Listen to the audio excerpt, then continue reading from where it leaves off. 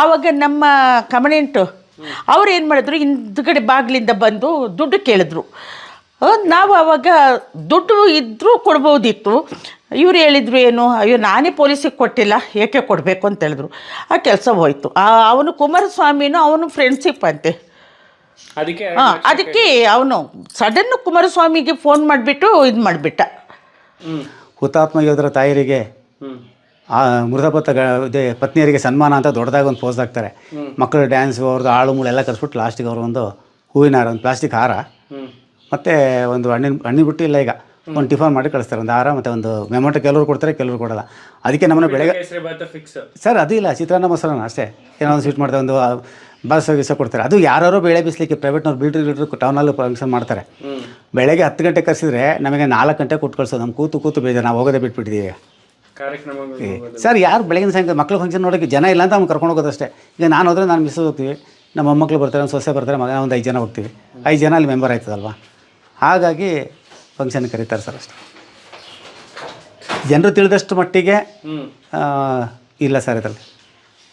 ಸತ್ತು ಒಂದೇ ತಿಂಗಳು ಪ್ರಾಂಜಲನೇ ತಿಳ್ಕೊಳ್ಳಿ ನೀವು, ನನ್ನ ವಿಷಯ ಬೇಡ. ನೀವು ಬೆಂಗಳೂರಲ್ಲಿ ಇದ್ದೀರಾ, ಅವ್ರದ್ದು ಒಂದು ತಿಂಗಳು ಈಗ ಏನಾದರೂ ಹೆಸರಿಲ್ಲ ಕೇಳಿದರೆ ನೀವು ಎಲ್ಲಾದರೂ ಯಾವುದೋ ರಸ್ತೆಗೆ ಹೆಸರಿಡೋದಾಗಲಿ, ಒಂದು ಅವರು ಕ್ಯಾಪ್ಟನ್ ಆಗಿ ಸತ್ತವ್ರು ಅವರು ಎಲ್ಲ ಒಂದು ಕಡೆ ಹೆಸರಿಟ್ಟಿದ್ದಾರೆ ಅವ್ರದ್ದು?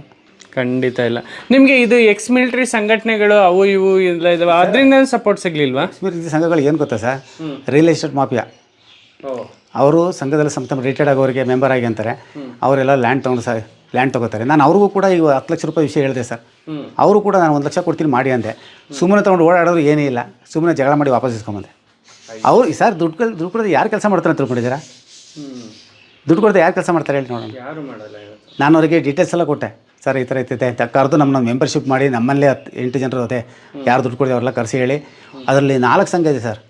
ಒಂದು ವೀರನಾರ್ಯರ ಸಂಘ ಅಂತ. ವೀರನಾರ್ಯರ ಸಂಘ ಅಂದರೆ ಈ ಗಂಡ ಸತ್ತವರು, ಅಂದರೆ ಡ್ಯೂಟಿ ಇಲ್ಲಲ್ಲ, ರಿಟೈರ್ಡಾಗಿ ಒಂದು ಸತ್ತವ್ರಲ್ಲ ಒಂದು ಸಂಘ ಮಾಡ್ಕೊಂಡಿದ್ದಾರೆ, ಏನಾದರೂ ಇದು ಕೊಡ್ತಾರೆ ಅಂತೇಳಿ.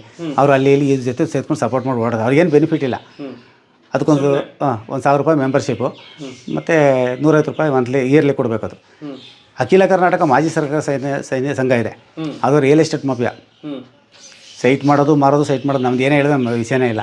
ವರ್ಷಕ್ಕೊಂದು ಮೀಟಿಂಗ್ ಆಗ್ತದೆ, ಏನೂ ಇಲ್ಲ.